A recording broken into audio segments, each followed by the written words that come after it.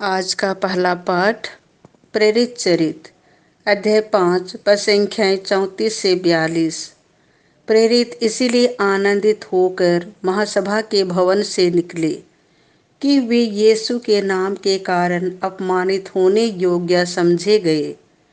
उस समय गमलीएल नामक फरीसी जो संहिता का शास्त्री और सारी जनता में सम्मिलित था, महासभा में उठ खड़ा हुआ। उसने प्रेरितों को थोड़ी देर के लिए बाहर ले जाने का आदेश दिया और महासभा के सदस्यों से यह कहा, इस्राएली भाइयों, आप सावधानी से विचार करें कि इन लोगों के साथ क्या करने जा रहे हैं। कुछ समय पहले थदियुस प्रकट हुआ। वह दावा करता था कि मैं भी कुछ हूँ और लगभग 400 लोग उसके अनुयायी बन गए। वह मारा गया, उसके सभी अनुयायी बिखर गए और उनका नाम निशान भी नहीं रहा।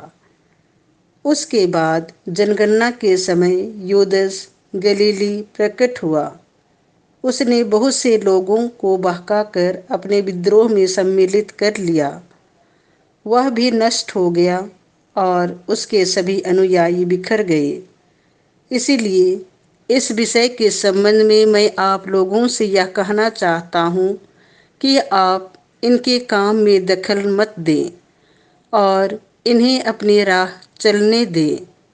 यदि यह योजना अथवा आंदोलन मनुष्यों का है तो यह अपने आप नष्ट हो जाएगा, परंतु यदि यह ईश्वर का है तो आप इन्हें नहीं मिटा सकेंगे और ईश्वर के विरोधी प्रमाणित होंगे। वे उसकी बात मान गए। उन्होंने प्रेरितों को बुला भेजा, उन्हें कोड़े लगवाए और यह कड़ा आदेश देकर छोड़ दिया कि तुम लोग यीशु का नाम लेकर उपदेश मत दिया करो। प्रेरित इसीलिए आनंदित होकर महासभा के भवन से निकले कि वे यीशु के नाम के कारण अपमानित होने योग्य समझे गए। वे प्रतिदिन मंदिर में और घर घर जाकर शिक्षा देते रहे और यीशु मसीह का सुसमाचार सुनाते रहे। यह प्रभु की वाणी है। संत योहन के अनुसार पवित्र सुसमाचार अध्याय 6 पद संख्या 1 से 15। उन्होंने बैठे हुए लोगों को रोटियां उनकी इच्छा भर बंटवाईं। यीशु गलीलिया अर्थात तिबरियस के समुद्र के उस पार चले गए। एक विशाल जनसमूह उनके पीछे हो लिया, क्योंकि लोगों ने उन चमत्कारों को देखा था जिन्हें यीशु बीमारों के लिए करते थे। यीशु पहाड़ी पर चढ़े और वहां अपने शिष्यों के साथ बैठ गए। यहूदियों का पास्का पर्व निकट था। यीशु ने अपनी आंखें ऊपर उठाईं और देखा कि एक विशाल जनसमूह उनकी ओर आ रहा है और उन्होंने फिलिप से यह कहा, हम इन्हें खिलाने के लिए कहाँ से रोटियां खरीदें। उन्होंने फिलिप की परीक्षा लेने के लिए यह कहा। वह तो जानते ही थे कि वह क्या करेंगे। फिलिप ने उन्हें उत्तर दिया, 200 दिनार की रोटियां भी इतनी नहीं होगी कि हर एक को थोड़ी थोड़ी मिल सके। उनके शिष्यों में से एक सिमोन पेतरुस के भाई अंद्रियास ने कहा, यहाँ एक लड़के के पास जौ की 5 रोटियां और 2 मछलियां हैं, पर यह इतने लोगों के लिए क्या है।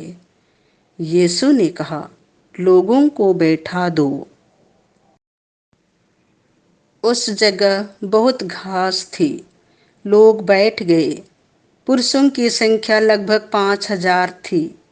यीशु ने रोटियां ले ली, धन्यवाद की प्रार्थना पढ़ी और बैठे हुए लोगों में उन्हें उनकी इच्छा भर बंटवाई।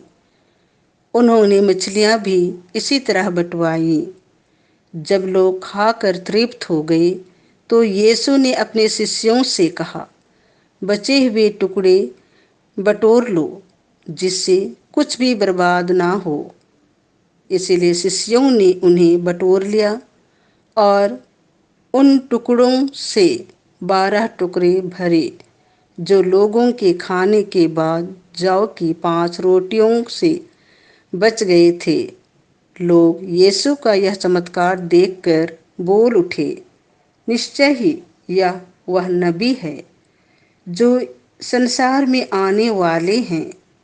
यीशु समझ गए कि वे आकर मुझे राजा बनाने के लिए पकड़ ले जाएंगे। इसीलिए वह फिर अकेले ही पहाड़ी पर चले गए। यह प्रभु का सुसमाचार है।